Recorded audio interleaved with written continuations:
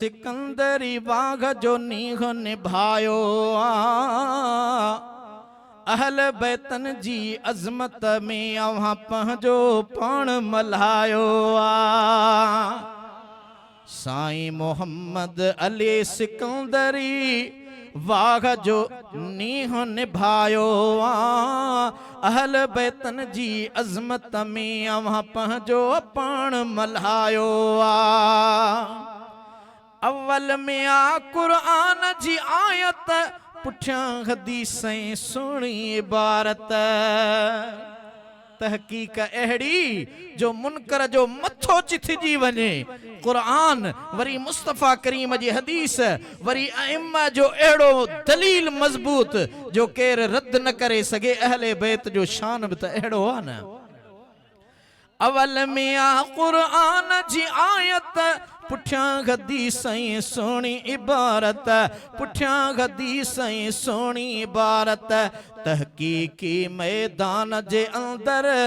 राह सां राणा लगायो अहल बैतन जी अजमत में अवां पंहिंजो पाण मल्हायो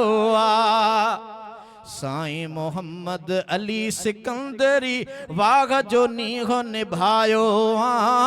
अहल बैतन जी अजमत में अवां पंहिंजो पाण मल्हायो मान लिखियो थव मौला अलीअ जो शान खुदा जे शेर जलीअ जो मान लिखियो थव मौला अलीअ जो शान खुदा जे शेर जलीअ जो तॾहिं त सोना सिकंदरी तोते पंजतन पाक जो सायो टाइटल ॾिठोसीं पंजतन पाक जा नाला नज़र आया मुंहिंजे सिटुन मूंखे उत्साह ॾिनो त लाशारी वाक़ई सच लिखियो अथई है मान लिखियो थव मौला अलीअ जो शान खुदा जे शेर जलीअ जो तॾहिं त सोना सिकंदरी तोते पंजतन पाक जो सायो अहल बैतन जी अजमत में अवां पंहिंजो पाण मल्हायो साईं मोहम्मद अली सिकंदरी वाघ जो नीह निभायो अहल बैतन जी अजमत में अवां पंहिंजो पाण मल्हायो सोने हुजूर करीम जी न्याणी